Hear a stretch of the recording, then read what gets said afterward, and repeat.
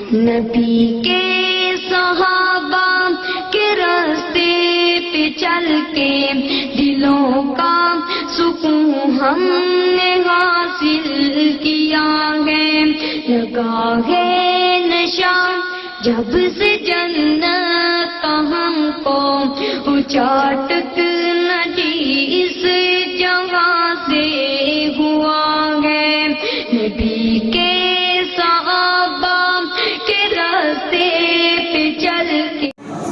السلام علیکم ورحمۃ اللہ وبرکاتہ۔ ان الحمد للہ نحمده ونستعینه ونستغفره ونعوذ باللہ من شرور انفسنا ومن سیئات اعمالنا، من يهده الله فلا مضل له ومن يضلل فلا هادي له، اشهد ان لا اله الا الله وحده لا شريك له واشهد ان محمدا عبده ورسوله، اما بعد فان خير الحديث كتاب الله وخير الهدي هدي محمد صلى الله عليه وسلم وشر الامور محدثاتها وكل محدثة بدعة وكل بدعة ضلالة وكل ضلالة في النار۔ محترم حاضرین مجلس، اللہ کا لاکھ لاکھ احسان ہے کہ اللہ رب العالمین نے ہمیں نبی صلی اللہ علیہ وسلم کا امتی بنایا ہے اور ہمیں اہل سنت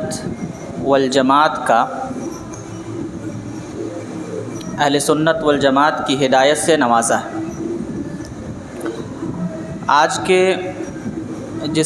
آج کے موضوع، آج کے اجلاس میں جو میرا موضوع ہے وہ آپ بخوبی جانتے ہیں کہ توحید اور شرک کی پہچان۔ تو سب سے پہلے ہم اس بات کو سمجھنے کی کوشش کریں گے کہ اسلام میں، دین میں توحید کی اہمیت کیا ہے، تاکہ اسی سے ہمیں اندازہ ہوگا کہ اس کی پہچان کی ضرورت کتنی ہے، اس کا علم ہونا، اس کی جانکاری ہونا ہم سب کے لیے کتنا ضروری ہے، اس کی اہمیت سے ہی ہمیں اندازہ معلوم ہوگا۔ اسلام کے 5 ارکان ہیں، ہم سبھی جانتے ہیں، اور پہلا رکن جو ہے اسلام کا وہ شہادت ہے کہ ایک مسلمان اس بات کی گواہی دے، ایک شخص اس بات کی گواہی دے کہ میں اللہ کے علاوہ کسی کو معبود نہیں مانتا ہوں اور محمد صلی اللہ علیہ وسلم کو اللہ کا رسول مانتا ہوں۔ تو اسلام، جیسا کہ اللہ کے نبی صلی اللہ علیہ وسلم نے فرمایا، بنی الاسلام علی 5 شہادت ان لا الہ الا اللہ، کہ اسلام کی بنیاد 5 چیزوں پر ہے، اور پہلی چیز اس میں یہ ہے کہ اللہ کو ایک ماننا، اللہ کو ایک ماننا اللہ کے معبود ہونے میں۔ اسی لیے اللہ کے نبی صلی اللہ علیہ وسلم کو جب اللہ تعالیٰ نے نبی بنا کر بھیجا، یعنی وحی بھیجا، اور لوگوں کو کہا کہ آپ جائیے، لوگوں کو دعوت و تبلیغ کیجیے، لوگوں کو دین سمجھائیے، تو اللہ کے نبی صلی اللہ علیہ وسلم نے دین کہاں سے بتانا شروع کیا؟ کیا لوگوں کو کہا کہ نماز پڑھنا شروع کرو؟ کیا لوگوں کو کہا کہ پہلے حج کرو؟ یا لوگوں کو کہا کہ یہ حرام کام چھوڑ دو، شراب پینا چھوڑ دو، چوری کرنا چھوڑ دو؟ نہیں، اللہ کے نبی صلی اللہ علیہ وسلم نے بھی جب اپنی دعوت شروع کی، اپنی تبلیغ شروع کی، تو سب سے پہلے لوگوں کو توحید بتایا، اور لوگوں کے اندر توحید سے متعلق، عقیدہ سے متعلق جو غلطی تھی، اس غلطی کی طرف اللہ کے نبی صلی اللہ علیہ وسلم نے پہلی نشاندہی کی۔ تو اس لیے اگر ہماری دعوت، ہم کسی کو اگر کچھ بتانا چاہتے ہیں، سمجھانا چاہتے ہیں، اسلام کے بارے میں تبلیغ کرنا چاہتے ہیں، تو سب سے پہلا کام یہ ہوگا کہ ہم اس کو توحید بتائیں اور شرک سے بچائیں، کیونکہ یہ نبی کا طریقہ ہے، یہ نبی کا طریقہ ہے۔ بلکہ نبی صلی اللہ علیہ وسلم کا بھی طریقہ ہے، اور نبی صلی اللہ علیہ وسلم دوسرے اپنے داعیوں کو، اپنے مبلغین کو بھی یہی سکھا کر بھیجتے تھے۔ اگر کسی نئی قوم کے پاس جا رہے ہو، کسی نئے قبیلے کے یہاں جا رہے ہو، تو وہاں جا کر کون سی بات کرنا، کون سی بات سمجھانا۔ اللہ کے نبی صلی اللہ علیہ وسلم جب معاذ بن جبل رضی اللہ تعالی عنہ کو یمن بھیج رہے ہیں، وہاں کا گورنر بنا کر، تو کہہ رہے ہیں فَلْيَكُنْ أَوَّلَ مَا تَدْعُوهُمْ شَهَادَةُ أَن لَّا إِلَٰهَ إِلَّا اللَّهُ او كما قال النبی صلی اللہ علیہ وسلم انك تقدم قوما من اهل كتاب فليكن اول ما تدعوهم شهادة ان لا الہ الا اللہ۔ اے معاذ، آپ جو ہے ایک ایسی قوم کے پاس جا رہے ہیں جن کے پاس اللہ کی کتاب پہلے آ چکی ہے، یعنی ان کے پاس تورات ہے، ان کے پاس انجیل ہے، تو آپ ان کو کس بات کی دعوت دیجیے گا، کیا بات سمجھائیے گا؟ تو آپ سب سے پہلے ان کو توحید بتائیے گا، عقیدہ سکھائیے گا۔ تو عقیدہ کی تعلیم سب سے پہلی تعلیم ہے۔ عقیدہ کی تعلیم، عقیدے کی پہچان، شرک سے بچنا، یہ سب سے پہلی تعلیم ہے جو انسان کو سیکھنا چاہیے، اور جس کا سیکھنا انسان پر واجب ہے، فرض ہے۔ اگر انسان دنیا کی تمام علم سیکھ لے، تمام جانکاری حاصل کر لے، لیکن اللہ کو نہیں پہچانا، معبود کسی اور کو بنا لیا، تو یہ سمجھیں وہ شخص جاہل ہے، وہ شخص اللہ کی نگاہ میں جاہل ہے، دین کی نگاہ میں، اسلام کی نگاہ میں وہ جاہل ہے۔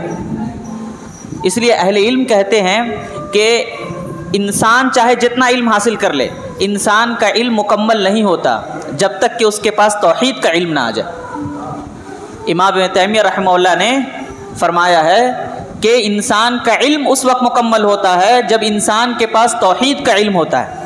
تو لہٰذا انسان کے پاس جتنا چاہے علم ہو، جتنی چاہے ڈگریاں ہوں، بڑے بڑے لوگ اسے سلام کرتے ہوں، بڑے بڑے لوگ اس کی ڈگری کی وجہ سے اس کی عزت کرتے ہوں، لیکن اس کی عزت اللہ اس کے رسول کی نگاہ میں نہیں ہے، کیونکہ اس نے سب سے بڑا فریضہ، سب سے بڑا علم اس نے چھوڑ دیا، سب سے بڑے علم کو سائڈ لگا دیا۔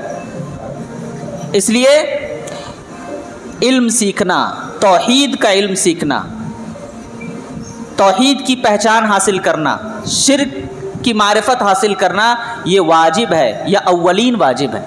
اللہ تبارک و تعالیٰ نے فرمایا فَاعْلَمْ أَنَّهُ لَا إِلَٰهَ إِلَّا اللَّهُ وَاسْتَغْفِرْ لِذَنبِكَ کہ لوگو، اے نبی صلی اللہ علیہ وسلم، پہلے آپ جانیے کہ لا الہ الا اللہ کیا ہے، وَاسْتَغْفِرْ لِذَنبِكَ، اس کے بعد استغفار کیجئے۔ یعنی عبادت کرنے سے پہلے، دعا مانگنے سے پہلے، توبہ و استغفار کرنے سے پہلے آپ پر ضروری ہے کہ پہلے توحید سیکھیے، پہلے توحید کو جانیے۔ اور توحید کا جاننا اس لیے بھی ضروری ہے کہ اللہ تعالیٰ نے، اللہ کے نبی صلی اللہ علیہ وسلم نے کیا فرمایا ہے؟ من قال لا الہ الا اللہ وہو یعلم دخل الجنہ، کہ جو آدمی لا الہ الا اللہ کہتا ہے، وہو یعلم، اور اس کو علم بھی ہے، وہ جانتا بھی ہے کہ ہاں لا الہ الا اللہ کا مطلب کیا ہوتا ہے، تو ایسے شخص کے بارے میں اللہ کے نبی نے فرمایا کہ اللہ ایسے شخص کو جنت میں داخل کرے گا۔ تو گویا یہ علم کتنا بڑا علم ہے کہ اللہ تعالیٰ نے اس علم کے جاننے میں جنت کی ضمانت رکھی۔ تو یہ تو ہو گئی توحید کی اہمیت۔ شرک کیا ہے اور شرک کی مذمت کیا ہے؟ اسی سے اندازہ لگا لیجئے کہ اللہ تعالیٰ نے فرمایا کہ اللہ تعالیٰ شرک کے علاوہ سب گناہ معاف کر دے گا، شرک کے علاوہ سب گناہ معاف فرما دے گا۔ ان اللہ لا یغفر ان یشرک بہ ویغفر ما دون ذلک لمن یشاء، اللہ تعالیٰ شرک کو کبھی معاف نہیں کرے گا، اس کے علاوہ وہ اللہ کی مشیت ہے، وہ اللہ کی ارادے میں ہے کہ کسی گناہ کے سزا دے دے یا بغیر سزا کے اللہ تعالیٰ جنت میں داخل کر دے، لیکن شرک کو اللہ تعالیٰ کبھی معاف نہیں کرے گا جب تک کہ بندہ وہ توبہ نہ کر لے، جب تک کہ اللہ کے سامنے وہ اقرار نہ کر لے کہ میں نے بہت غلطی کی، میں نے تیری ذات کے ساتھ، تیری شان کے ساتھ میں نے بڑی گستاخی کی۔ تو اس سے یہ پتہ چلا کہ شرک کا جاننا بھی ضروری ہے، کیونکہ اگر انسان کو صرف معلوم ہو توحید کیا ہے اور شرک نہیں معلوم ہو تو ممکن ہے وہ شرک میں پڑ سکتا ہے، شرک میں پڑ سکتا ہے۔ اور شرک کا جاننا اس لیے بھی ضروری ہے، اللہ کے نبی صلی اللہ علیہ وسلم کو مخاطب کر کے اللہ تعالیٰ نے کہا ہے لَإِنْ أَشْرَكْتَ لَيَحْبَطَنَّ عَمَلُكَ لَتَكُونَنَّ مِنَ الْخَاسِرِينَ کہ نبی صلی اللہ علیہ وسلم اگر آپ بھی اگر شرک کریں گے، گرچہ یہ بات محال ہے، نبی شرک نہیں کرتا چاہے نبوت ملے یا نہ ملے، یعنی نبوت ملنے سے پہلے بھی نبی توحید پر ہوتا ہے۔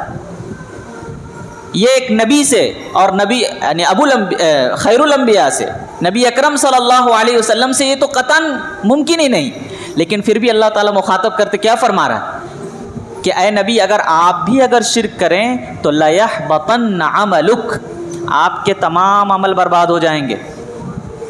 تو لہٰذا انسان کی زندگی میں چاہے جتنی نیکی ہو، وہ جتنی عبادتیں کر رہا ہو، جتنے صدقہ و خیرات کر رہا ہو، روزے رکھ رہا ہو، نماز پڑھ رہا ہو، لیکن زندگی میں اگر شرک ہے، شرک میں ملوث ہے، تو یہ تمام عمل رائگاں ہے، برباد ہے، اللہ اسے قبول نہیں کرے گا۔ اس لیے ہمیں شرک کا بھی جاننا ضروری ہے، کیونکہ شرک کرنے والے کے بارے میں اللہ تبارک و تعالیٰ بڑے صاف لفظوں میں فرمایا ہے وَمَن يُشْرِكْ بِاللَّهِ فَقَدْ حَرَّمَ اللَّهُ عَلَيْهِ الْجَنَّةَ جو آدمی شرک کرے گا اس پر جنت حرام ہے، وہ جنت میں نہیں جا سکتا، وہ جنت میں نہیں جا سکتا، اس کا ٹھکانہ جہنم ہی ہے۔ تو اتنی مختصر سی بات سے آپ کو یہ اندازہ ہو جانا چاہیے کہ شرک کی خطرناکی کتنی ہے اور توحید کی اہمیت اسلام میں کیا ہے۔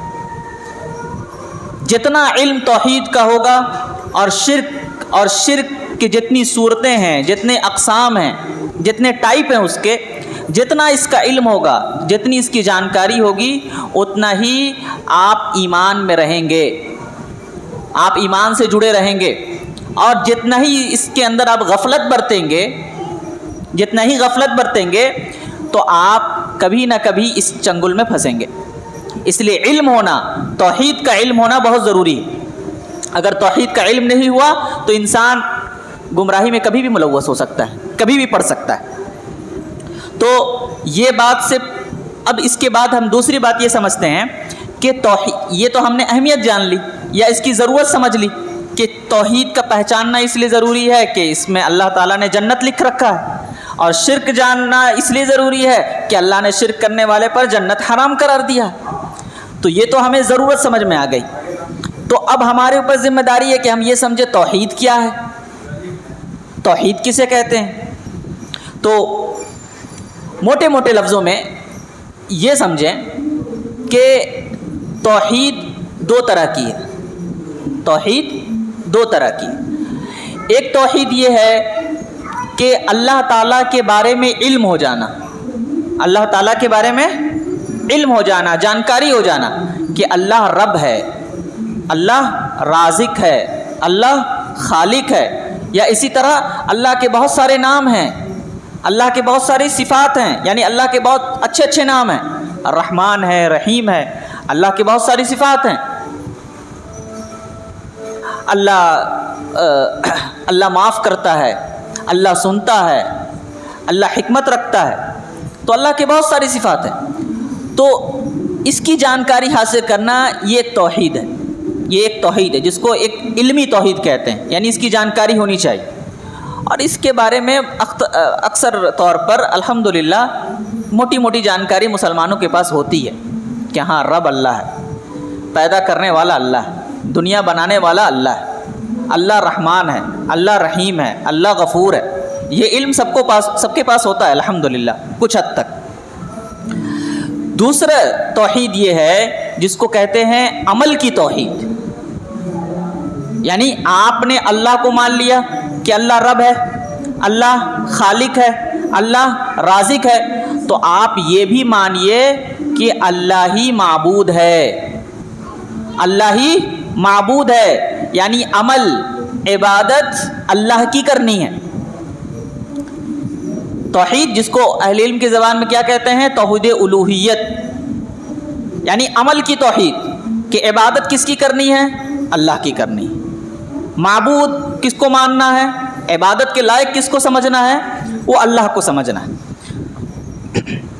اور یہی اصل توحید ہے، یہی اصل توحید ہے۔ اور گڑبڑی سب سے زیادہ اسی توحید میں ہوتی ہے، گڑبڑی سب سے زیادہ اسی توحید میں ہوتی ہے، اور اسی لیے اسی توحید پر سب سے زیادہ زور دیا جاتا ہے۔ اللہ تعالیٰ نے جتنے بھی انبیاء کو بھیجا، اللہ تعالیٰ نے نبیوں کو یہ تعلیم دے کر کے نہیں بھیجی کہ لوگوں کو سمجھاؤ رب کون ہے، یہ بتانے کے لیے، لوگوں کو بتاؤ کہ تمہارا خالق کون ہے، یہ بات نہیں تھی۔ اللہ تعالیٰ نے جتنے نبیوں کو بھیجا اس کے پیچھے مقصد یہ تھا کہ وہ جا کر کے توحید الوہیت بتائیں، عبادت والی توحید بتائیں، عمل والی توحید بتائیں، کیونکہ اختلاف سب سے زیادہ اسی میں تھا، اختلاف سب سے زیادہ اسی میں تھا۔ مشرکین مکہ بھی کہتے تھے وَلَئِن سَأَلْتُم مَّن خَلَقَ اللَّهَ لَيَقُولُنَّ اللَّهُ، اگر آپ ان سے پوچھیں گے کہ اللہ کو کس نے من خلق وَلَئِن سَأَلْتُم مَّن خَلَقَ السَّمَاوَاتِ وَالْأَرْضَ لَيَقُولُنَّ اللَّهُ، اگر آپ ان سے پوچھیں گے آسمان و زمین کو کس نے پیدا کیا، کس نے بنایا، تو یہ مشرکین مکہ، یہ کفار مکہ بھی کہیں گے کہ اللہ ہی نے بنایا۔ لیکن جب یہ بات کہی جاتی کہ عبادت کس کی کرنی ہے تو یہاں پر متردد ہو جاتے، یہاں پر شک میں پڑ جاتے، ارے ہبل بھی تو ہے، لات بھی تو ہے، عزا بھی تو ہے، یہ تو ہمارے فلانے کام آتا ہے، فلانے کام آتا ہے، یہ تو اللہ کے بڑے قریبی لوگ ہیں، رب کے بڑے بزرگ لوگ ہیں، تو ان کو ہم کیسے نظر انداز کر سکتے ہیں؟ تو اس لیے اللہ کے نبی صلی اللہ علیہ وسلم کو جو دعوت دی گئی تھی وہ توحید الوہیت کی دعوت دی گئی تھی، بلکہ تمام نبیوں کو یہی دعوت دے کر کے بھیجی گئی تھی۔ وَلَقَدْ بَعَثْنَا فِي كُلِّ أُمَّةٍ رَسُولًا أَنِ اعْبُدُوا اللَّهَ وَاجْتَنِبُوا الطَّاغُوتَ، کہ ہم نے، اللہ تعالیٰ کہتا ہے کہ ہم نے ہر امت میں، ہر گروہ میں، ہر زمانے میں رسول بنا کر بھیجا ہے، اور ان کی تعلیم کیا تھی؟ ان کی تعلیم یہ تھی کہ لوگوں کو جا کر کے بتائیں کہ ایک اللہ کی عبادت کرنی ہے، ایک اللہ کی عبادت کرنی ہے، اور اللہ کو چھوڑ کر جو بھی چیز جو طاغوت ہے اس سے بچنا ہے۔ تو اصل توحید یہی ہے، اسی توحید کو سمجھنا ہی اصل ہے۔ اگر اس توحید میں اگر خلل ہے تو سمجھے بندہ پھنسا ہوا ہے، بندہ جنت سے محروم ہو جائے گا، بلکہ اس کا ٹھکانہ جہنم ہے اگر اس توحید میں اگر وہ پھنسا ہوا ہے۔ اور اللہ تعالیٰ نے کہا بھی کہ وَمَا خَلَقْتُ الْجِنَّ وَالْإِنسَ إِلَّا لِيَعْبُدُونَ، کہ ہم نے جن و انس کو پیدا کس لیے کیا ہے؟ عبادت کے لیے، یعنی اپنی توحید یعنی اپنے رب کو معبود سمجھنے کے لیے، کہ آپ کو اللہ تعالیٰ نے بنایا اس لیے ہے، دنیا میں بھیجا اس لیے ہے کہ آپ اللہ کو معبود مانیں گے، اللہ کی توحید کا، اللہ کو عبادت کے لائق سمجھیں گے، اسی لیے اللہ تعالیٰ نے آپ کو دنیا میں بنا کر بھیجا ہے۔ دنیا میں اس کے علاوہ جو بھی کام ہے، آپ کی تجارت ہے، آپ کے اور دیگر مشاغل ہیں، یہ تمام کے تمام دنیا میں جینے کا ذریعہ ہے، دنیا کا مقصد نہیں ہے۔ ہم تجارت کر رہے ہیں، روزی کما رہے ہیں، اور بھی دیگر اسباب دنیا میں جو بھی کام کر رہے ہیں، تعلیم حاصل کرتے ہیں لوگ، دنیاوی تعلیم، ان تمام کا مقصد یہ ہے اپنی زندگی کی ضرورت کو پورا کرنا، ضروریات زندگی کو پورا کرنے کا ایک ذریعہ ہوتا ہے، لیکن مقصد نہیں ہوتا، مقصد نہیں ہوگا۔ مقصد کیا ہوگا؟ مقصد یہ ہوگا کہ رب کی عبادت کرنی ہے، اور رب کی عبادت صحیح طریقے سے کرنی ہے۔ اور دوسری اب بات یہ آ گئی کہ جب ہمیں یہ معلوم ہو گیا کہ توحید میں بھی سب سے اصل توحید الوہیت ہے، عمل کی توحید ہے، عبادت کی توحید ہے، تو اب یہاں پر ہمارے اوپر یہ ذمہ داری ہوتی ہے، جاننا ہوتا ہے کہ عبادت کیا ہے، عبادت کیا ہے، عبادت کسے عبادت کہتے ہیں، کون سا طریقہ عبادت بن سکتا ہے، اور کون عبادت کے لائق ہے اور کون عبادت کا طریقہ بتا سکتا ہے. یہ بڑا اہم مسئلہ ہے. جب ہم یہ مانتے ہیں کہ عبادت کے لائق اللہ ہے، عبادت اللہ کی کرنی ہے، تو اس کا تو کوئی طریقہ بھی تو ہوگا. یا اپنے من سے جیسے بھی طریقہ بنا لیے وہ عبادت بن جائے؟ ایسا تو نہیں ہو سکتا. تو اس کے لیے اللہ نے رسول کو بھیجا، رسول نے طریقہ بتایا کہ ہاں نماز ایسے پڑھنی ہے، اللہ پر ایمان رکھنا ہے، اللہ کو معبود ماننا ہے تو اللہ کو معبود ایسے ماننا ہے. تو عبادت کس کو کہتے ہیں؟ عبادت اس کو کہتے ہیں کہ الا للہ الدین الخالص، کہ مخلص ہو کر خالص انداز میں آپ اللہ کی عبادت کریں گے. خالص ہو کر کے، خالص ہونے کا مطلب یہ ہے کہ اس میں کسی بھی چیز کی ملاوٹ نہیں کریں گے، کسی بھی چیز کی، کسی ایسی چیز کی جو اللہ کے شایان شان نہیں، جو اللہ قبول نہیں کرتا.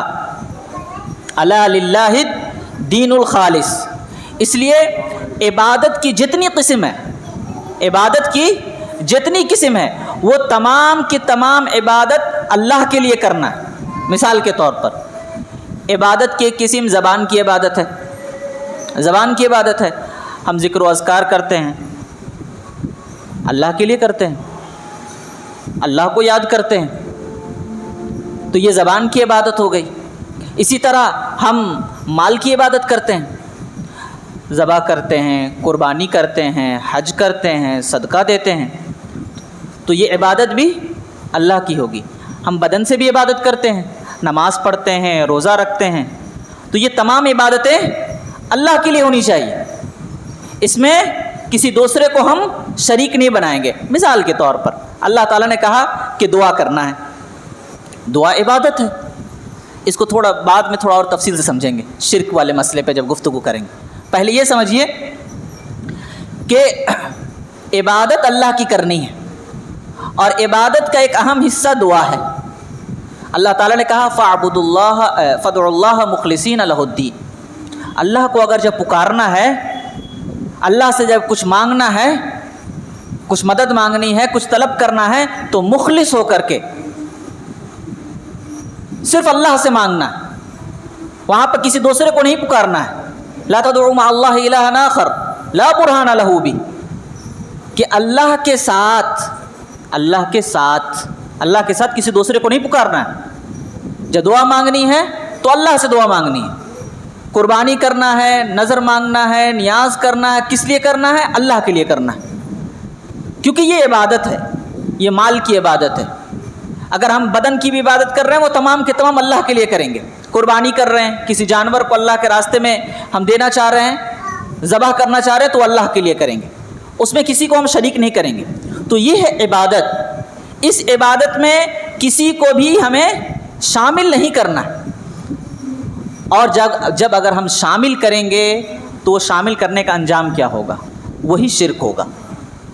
مثال کے طور پر آپ دعا ہے، دعا عبادت ہے. لوگ پہلے اصل مسئلہ یہ ہوتا ہے کہ لوگ دعا کو عبادت ہی نہیں سمجھتے. لوگ سمجھتے ہیں کہ دعا عام چیز ہے، دعا تو آدمی کسی سے بھی مانگ لے. دعا عبادت ہے.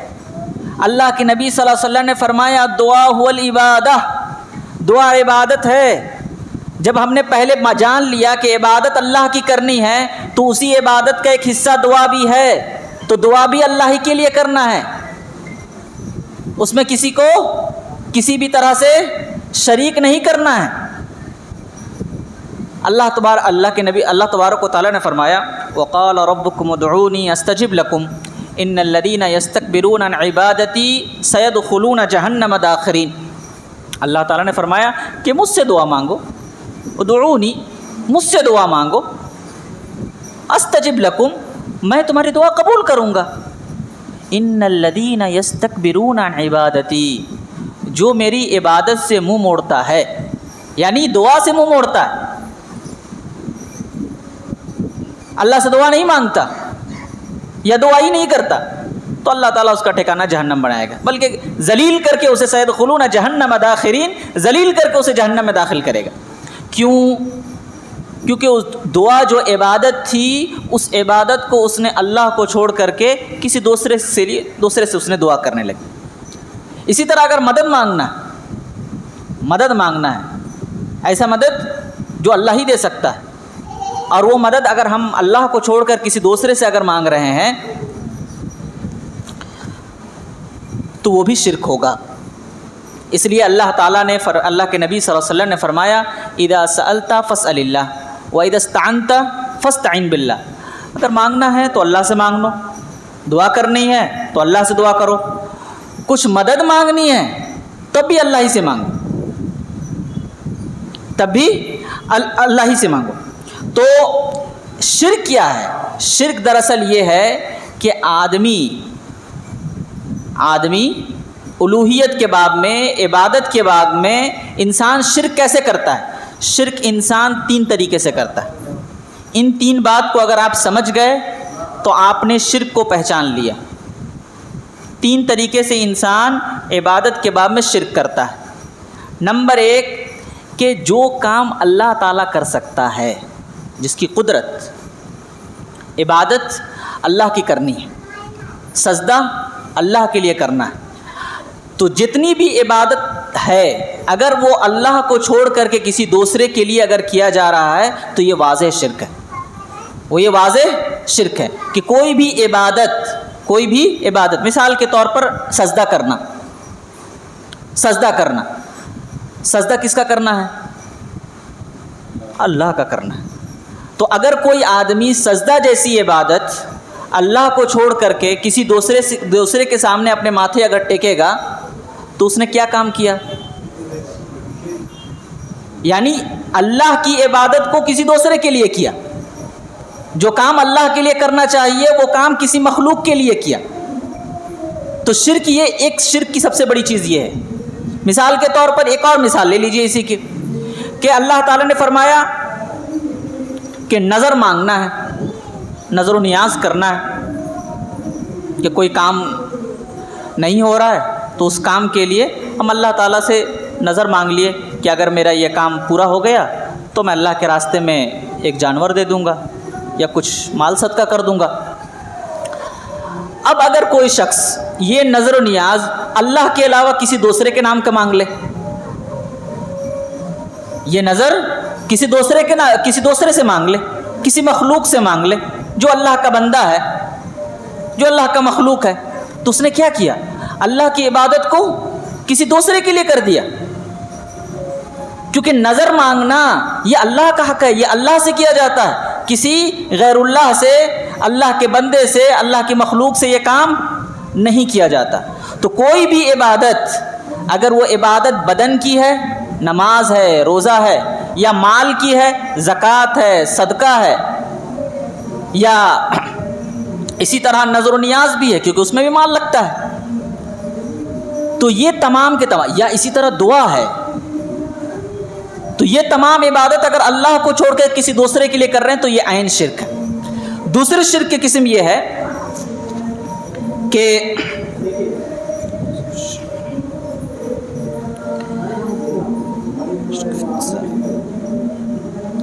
کہ انسان جو ہے پوری عبادت کے بجائے عبادت کا کچھ حصہ اللہ کے لیے کرے اور کچھ حصہ اس میں بندے کو شامل کر دے۔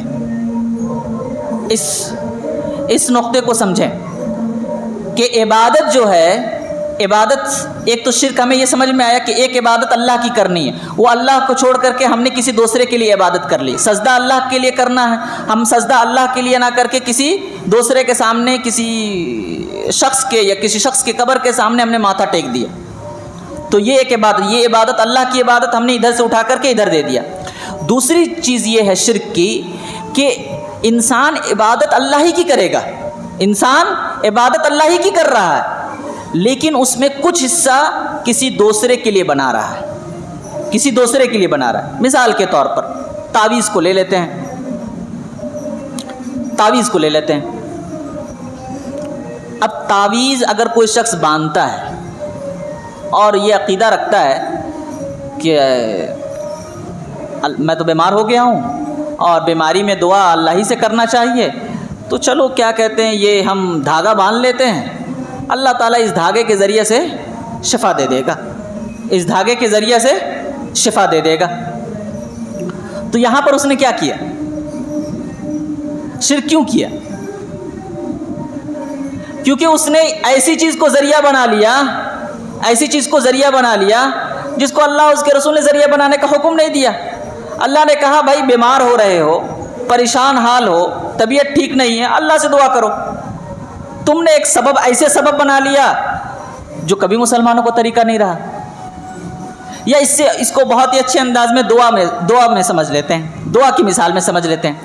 اللہ تعالیٰ نے کہا کہ دعا مجھ سے مانگو، اللہ تعالیٰ نے کہا دعا مجھ سے مانگو، دعا میں کسی دوسرے کو میرے علاوہ مت پکارو۔ وَأَنَّ الْمَسَاجِدَ لِلَّهِ فَلَا تَدْعُوا مَعَ اللَّهِ أَحَدًا، کہ مسجدیں اللہ کے لیے بنائی جاتی ہیں، اللہ کی عبادت کے لیے بنائی جاتی، فَلَا تَدْعُوا مَعَ اللَّهِ أَحَدًا، تو اللہ کے ساتھ کسی دوسرے کو مت پکارو، کسی دوسرے سے دعا مت کرو۔ تو اب اگر کوئی شخص دعا کے اندر یہ کہے کہ نہیں ٹھیک ہے دعا تو اللہ ہی سے کرنا چاہیے، لیکن کچھ دعا کے اندر کسی شخص کا نام لے لے، کسی شخص کا نام لے لے، چاہے وہ زندہ ہو چاہے وہ مردہ ہو، چاہے وہ کوئی بھی ہو، چاہے وہ مخلوق میں اس کا مقام کتنا ہی بلند ہو، کتنا ہی بڑا ہو، وہ اس کا ذکر کر لے، اس کو شامل کر لے۔ کس عقیدے کے ساتھ؟ اس عقیدے کے ساتھ کہ ان کا نام لینے سے، ان کو دعا میں یاد رکھنے سے، یا ان کے دعا میں ان کا حوالہ دینے سے اللہ تعالیٰ دعا جلدی سن لیتا ہے، یا اللہ تعالیٰ دعا قبول کر لیتا ہے۔ تو یہاں پر اس بندے نے کیا کیا؟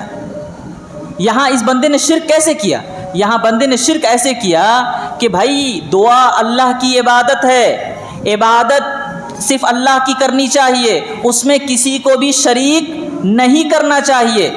جب اللہ نے کسی کو عبادت میں شریک کرنے کا حکم نہیں دیا تو ہم اس میں کسی کو شریک نہیں کریں گے۔ اگر آپ اس میں کسی کو شامل کر رہے ہیں تو گویا کہ آپ اس کو، اللہ رب العالمین کو یہ بتلانا چاہ رہے ہیں کہ آپ کے یہاں اس کا زیادہ اثر ہے، اور اللہ نے کہا ہی نہیں۔ بلکہ مشرکین مکہ بھی یہی دلیلیں دیتے تھے، وَيَقُولُونَ هَؤُلَاءِ شُفَعَاؤُنَا عِندَ اللَّهِ، یعنی جب ان سے کہا جاتا کہ بھائی ان سے دعا مت مانگو، یا ان کو دعا میں ذکر مت کرو، دعا میں اپنے معبود وغیرہ کا ذکر مت کرو، صرف اللہ سے دعا مانگو، تو وہ کہتے تھے کہ بھائی ہم ان سے دعا نہیں مانگتے۔ اب کیوں اس غلط فہمی میں؟ مشرکین مکہ یہ کہتے تھے یہ ہمارے شفعاء ہیں، یہ ہمارے وسیلے ہیں، یہ وہ لوگ ہیں جو اللہ کے بہت قریبی ہیں، جو اللہ کہ بہت قریبی ہیں، اور اللہ ان کا اگر حوالہ دیں گے تو اللہ تبارک و تعالیٰ دعا کو جلدی سن لے گا۔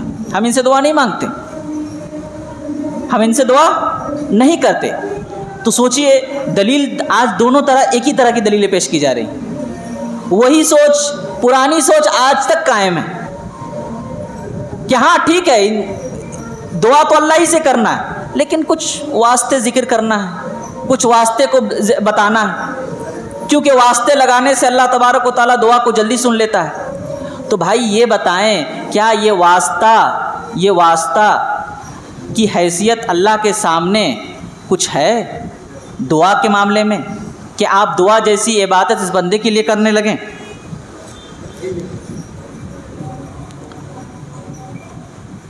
جب اس شخص کو اللہ اس کے رسول نے اس کا کوئی مقام متعین نہیں کیا، جب دعا کو اللہ تعالیٰ نے خالص اپنے لیے بنایا یا اپنے اس مانگنے کا حکم دیا تو ہم اس میں کسی کو شریک کیوں کریں؟ اگر ہم شریک کرتے ہیں، کسی کو ذکر کرتے ہیں، تو ایک انداز سے ہم اللہ رب العالمین کے سامنے اللہ رب العالمین کی شان میں گستاخی کر رہے ہیں۔ تو دوسری صورت یہ ہے کہ عبادت کا کچھ حصہ اللہ کے لیے کرنا اور اس میں کسی دوسرے کو بھی شریک کر دینا، وسیلے کے نام پہ، واسطے کے نام پہ، جس کا اللہ اس کے رسول نے کوئی حکم نہیں دیا، کوئی طریقہ نہیں بتایا۔ تیسری اور آخری چیز یہ ہے جو شرک کی بڑی چیزوں میں سے آتا ہے کہ اللہ اس کے رسول نے فرمایا کہ اطاعت اللہ کی کرنی ہے، اطاعت اللہ کی کرنی ہے، حلال و حرام کا حق اللہ کا ہے، کسی مخلوق کا نہیں ہے، یعنی کسی عام شخص کا نہیں ہے، یا تو وہ نبی کریں گے یا تو وہ اللہ کرے گا، کسی دوسرے کا حق نہیں ہے۔ اگر کوئی انسان یہ حق کسی اللہ اس کے نبی کے علاوہ کسی دوسرے کو دے دیتا ہے، اور وہ جو حلال کر دے اس کو حلال سمجھ لیتا ہے، اور وہ جو حرام کر دے تو اس کو حرام مان لیتا ہے۔ مثلا اگر وہ کہہ دے کہ کسی غیر اللہ کا دعا میں ذکر کرنا صحیح ہے، شرک نہیں ہے، اس کو فوراً مان لیتا ہے۔ یا اسی طرح کوئی کام حرام ہے، کوئی کام کرنا حرام ہے، اس کو وہ کہہ دے کہ بھائی یہ کام حلال ہے۔ مثال کے طور پر اگر کوئی یہ کہہ دے، اگر کسی کو کہا جائے کہ دیکھو سجدہ اللہ کے لیے کرنا ہے، اور وہ کہے کہ نہیں ہاں سجدہ اللہ کے لیے کرنا ہے، لیکن سجدے کی ایک قسم یہ بھی ہوتی ہے کہ سجدہ تعظیمی بھی ہوتی ہے، تعظیم کا سجدہ ہم کسی دوسرے کے لیے کر سکتے ہیں۔ تو یہاں اس بندے نے کیا کیا؟ یہاں اس بندے نے اس شخص کو اللہ اس کے رسول کا مقام دے دیا، اللہ اس کے رسول کا مقام دے دیا کہ کسی چیز کو جائز قرار دینا یا کسی چیز کو حلال قرار دینا یا کسی چیز کو عبادت قرار دینا یا کسی چیز کو حرام قرار دینا، یہ حق اللہ اس کے رسول کا ہے، یہ کسی بندے کا ہے، کسی دوسرے بندے کا نہیں۔ تو اگر کوئی شخص دین کے معاملے میں حلال و حرام کا اختیار کسی ایسے شخص کو دے رہا ہے جس کو اللہ اس کے رسول نے اختیار نہیں دیا، اور حقیقی معنی میں اللہ اور رسول کے علاوہ کسی کو اختیار نہیں، اور اس کی تمام بات کو سنتا ہے، تو گویا وہ کیا کرتا ہے؟ وہ گویا اس کو رب مان لیا ہے کہ وہ جو کہے گا وہ صحیح اور وہ غلط کہے گا غلط۔ اتخذوا احبارهم ورهبانهم اربابا من دون اللہ، کہ یہود و نصارہ نے کیا کیا تھا کہ ان لوگوں نے بھی یہی کام کیا تھا کہ اپنے لوگوں کو، اپنے عالم دین کو رب مان لیا تھا، جو وہ حلال کہیں حلال، جو وہ حرام کہیں وہ حرام۔ کبھی یہ توفیق نہیں ہوئی کہ ہم یہ جان لیں کہ اللہ اس کے رسول نے کیا کہا، کبھی یہ جاننے کی کوشش نہیں کی کہ بھائی ذرا تحقیق تو کر لیں کہ یہ بات صحیح ہے کہ غلط ہے۔ تو اگر یہ جذبہ نہیں ہے، یہ سوچ نہیں ہے کہ وہ جو کہہ دے وہ صحیح ہے، حتیٰ کہ وہ شرک کو بھی اگر حلال کہہ دے تو ہم شرک کو بھی حلال مان لیں۔ وہ کہے کہ اگر بھائی دعا میں اگر کسی بھی شخص کا اگر ہم ذکر کریں تو وہ دعا صحیح ہے، اس دعا میں کوئی غلطی نہیں ہے۔ اور اللہ کے نبی صلی اللہ علیہ وسلم کہہ رہے ہیں کہ بھائی اذا سألت فاسأل اللہ، جب مانگنا ہے تو اللہ سے مانگو۔ اللہ تعالیٰ کہہ رہے فلا تدعوا مع اللہ احدا، اللہ کے ساتھ کسی دوسرے کو مت پکارو۔ اور یہاں بندہ اللہ اس کے رسول کی بات کو سائڈ لگا کر کسی دوسرے کی بات پر کان دھر رہا ہے۔ سننا کس کی چاہیے تھا؟ تو رب کس کو مان لیا اس نے؟ عالم کا کام، عالم دین کا کام یہ ہے کہ وہ اللہ اس کے رسول کی بات لوگوں تک پہنچائے، اپنی سوچ اپنی رائے نہیں بتائے لوگوں کو۔ اور لوگوں کا بھی کام یہ ہے کہ جب وہ عالموں سے بات کریں تو عالموں سے پوچھیں کہ آپ یہ بات کہہ رہے ہیں تو صرف ہمیں یہ بتائیے اللہ اس کے رسول نے یہ بات کہی ہے یا نہیں کہی ہے، یہ آپ اپنی طرف سے کہہ رہے ہیں۔ کیونکہ آپ کو اللہ تعالیٰ نے یہ کہا کہ میری اتباع کرو، رسول کی اتباع کرو، رسول کی بات مانو، اللہ کی بات مانو۔ عالم سے رہنمائی لینے کہا گیا ہے، عالم کی اتباع کرنے نہیں کہا گیا۔ تو اگر کوئی لوگ اس طرح اندھے ہو کر کسی کی بات، شرک کی بات، بدعت کی بات بھی اگر مان لیتے ہیں تو گویا کہ اس نے انہیں رب مان لیا۔ تو یہ بھی شرک ہے، یہ بھی شرک ہے کہ ہم نے حلال و حرام کا اختیار اس کو دے دیا، حالانکہ حلال و حرام کا اختیار اللہ تعالیٰ کے ہاتھ میں۔ اسی طرح یہ تو تین اہم بات ہوئی جس کے ذریعہ سے اگر کوئی بندہ اگر شرک کرتا ہے تو وہ شرک اکبر کرتا ہے، اس کی بنیاد پر وہ دین اسلام سے نکل سکتا ہے، وہ مسلمان نہیں رہے گا، اگر اس حالت میں مر جائے تو وہ ہمیشہ ہمیشہ کے لیے جہنم میں جائے گا۔ لیکن کچھ یہ ایک شرک ہے۔ شرک کی ایک دوسری چیز یہ ہے کہ جو انسان کو جہنمی ہمیشہ تو نہیں بناتا لیکن اسے جہنم میں لے کر ضرور جائے گا۔ وہ کیا کام ہے؟ وہ یہ کام ہے کہ جہاں پر انسان جو ہے کسی مخلوق کو تو شامل نہیں کرتا اپنی عبادت میں، لیکن کسی سوچ کو شامل کر لیتا ہے۔ مثال کے طور پر کہ آدمی کوئی عبادت کرے اور سوچے کہ بھائی لوگ مجھے عزت دینے لگے، لوگ مجھے مالدار سمجھنے لگے، میں صدقہ دے رہا ہوں تو 2 آدمی تعریف کرے کہ بھائی بڑے مالدار آدمی ہیں، پیسہ بہت زیادہ ہے، لوگوں سے بھی توقع کرنے کہ لوگ بھائی اچھی نگاہ سے دیکھیں۔ تو جناب یہ آپ نے عبادت میں کس نیت سے عبادت کی؟ اللہ کی امید کے لیے عبادت کی یا بندے کی رضا حاصل کرنے کے لیے عبادت کی؟ کہ بندے سے تعریف سننے کے لیے عبادت کی؟ تو یہاں پر آپ نے عبادت اللہ کے لیے نہیں کی، آپ نے اس فکر کے لیے کی، اس بندے کو راضی کرنے کے لیے، اس بندے کے سامنے خوش ہونے کے، خوش و خرم ہونے کے لیے، عزیز ہونے کے لیے آپ نے عبادت کی۔ تو یہ گرچہ بڑا شرک نہیں ہے لیکن یہ بھی شرک کی ایک قسم ہے، یہ بھی شرک کی ایک قسم ہے۔ اسی طرح آخری چیز، بات کو زیادہ طول نہ دیتے ہوئے، ایک شرک یہ بھی ہے جو کہ گرچہ چھوٹی شرک ہے لیکن اس سے بچنا چاہیے۔ وہ کیا ہے کہ انسان جو ہے عام چیزوں کو مؤثر سمجھنے لگے۔ مثال کے طور پر ہمارے یہاں راہ چلتے یہ مثالیں بہت زیادہ دکھائی دیتی ہیں۔ بلی راستے سے گزر گئی، اب ہم نے یہ عقیدہ سوچ لیا کہ بھائی یہ تو اب ہمیں نقصان کا مسئلہ آ گیا، یہ ہمیں نقصان کا مسئلہ آ گیا۔ یا اسی طرح جس کو کہتے ہیں بدشگونی لینا، کہ فلانا کام کرنے سے ایسا ہو جائے گا، فلانا اگر ہم نے کسی کو مثال کے طور پر رات میں اگر گھر میں جھاڑو دے دیا تو ہمیں برکت ختم ہو جائے گی اور یہ ہو جائے گا وہ ہو جائے گا، کسی کو لانگ دیا، کسی کو پھلانگ دیا تو اس کا قد چھوٹا ہو جائے گا، وہ لمبا نہیں ہو پائے گا۔ یہ تمام چیزیں بھی شرک ہیں۔ اور یہ چیز شرک کیسے ہے؟ وہ شرک اس طرح ہے کہ جناب برکت دینے والا اور کسی کو نقصان پہنچانے والا اللہ ہے، وہ شے نہیں ہے، وہ چیز نہیں ہے، وہ عمل نہیں ہے۔ نفع و نقصان کا مالک اللہ ہے، تو نفع و نقصان کا اختیار اللہ کے ہاتھ میں دیجئے، اس جانور کے ہاتھ میں، کسی عمل کے ہاتھ میں مت دیجئے۔ تو یہ عمل بھی سامنے رکھنا، یہ گرچہ ہر انسان کو جاننا ضروری، کیونکہ یہ اللہ کی شان کے خلاف ہے۔ یعنی یہ مثالیں اس لیے دی جاتی ہیں شرک کے، چھوٹی چھوٹی شرک کے بارے میں اس لیے بتایا جاتا ہے کہ آدمی بڑے شرک سے بچ سکے۔ جب وہ چھوٹے چھوٹے شرک میں، چھوٹی چھوٹی جو چیزیں جو بظاہر بہت بڑی شرک نہیں ہے، اس کے بارے میں منع اس لیے کیا جاتا ہے، اللہ اس کے رسول نے منع اس لیے کیا ہے کیونکہ یہ ذریعہ بنتی ہیں بڑے شرک کا۔ اللہ کے نبی صلی اللہ علیہ وسلم نے منع فرمایا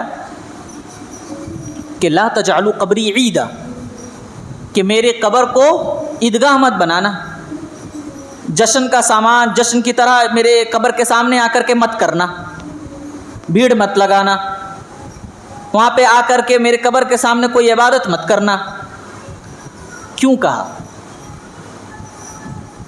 تاکہ شرک نہ پھیلے، کیونکہ دیگر قوم میں، اس سے پہلے قوم میں، نوح علیہ السلام کی قوم میں یا دیگر قوم میں شرک اسی طرح شروع ہوا کہ لوگ شروع میں یہ سمجھتے ہیں ارے بھائی بہت ہی بزرگ تو آدمی تھے، بڑے اچھے آدمی تھے، تو آدمی پہلے وہاں پہ سجدہ کرنا شروع نہیں کرتا ہے، پہلے تعظیم کرنا شروع کرتا ہے، ارے بڑے اچھے آدمی تھے، چلو تھوڑا قبر کو تھوڑا صحیح کر دیتے ہیں، قبر کو تھوڑا پکا بنا دیتے ہیں۔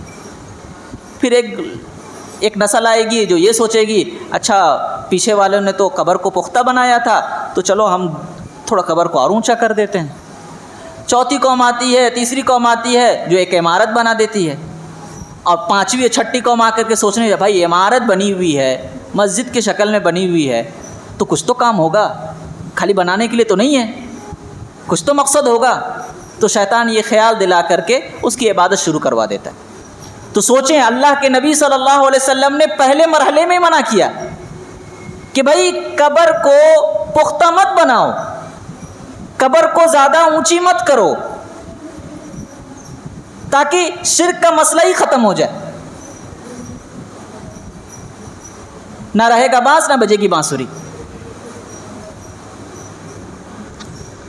تو اسی طرح اللہ کے نبی صلی اللہ علیہ وسلم نے اپنی ذات کے بارے میں غلو کرنے سے منع فرمایا کہ بھائی جس کا جو مقام ہے وہی مقام دو. نبی کا جو مقام ہے، نبی اللہ کے رسول ہیں، اللہ کے رسول مانو. کوئی بھی اگر امت میں اگر کوئی شخص بزرگ ہے، بڑا عابد گزار ہے، بڑا عالم دین ہے، تو بھائی اس کا جو مقام ہے اتنا ہی مقام دو، اس کو اس کے مقام سے اونچا مت کرو. ایاکم الغلو، بات کو بڑھا چڑھا کر کے، القاب لگا کر کے، اس طرح کے غلو سے کام مت لو، کیونکہ یہ ذریعہ بنتا ہے آگے چل کر کے ایسی تعظیم کا کہ لوگ اس سے رب کے سامنے ملانے لگتے ہیں. بلکہ بسا اوقات یہ دیکھنے ملتا ہے کہ لوگ غلو کرتے کرتے اس انداز میں پہنچ جاتے ہیں، لوگ برکتیں حاصل کرنے لگتے ہیں آدمی سے. بھائی کیوں نہیں؟ وہ اگر وہ کوئی پانی پی لیے، اگر وہ پانی ہم جھوٹا پی لیں گے تو ہمیں یہ مل جائے گا برکت.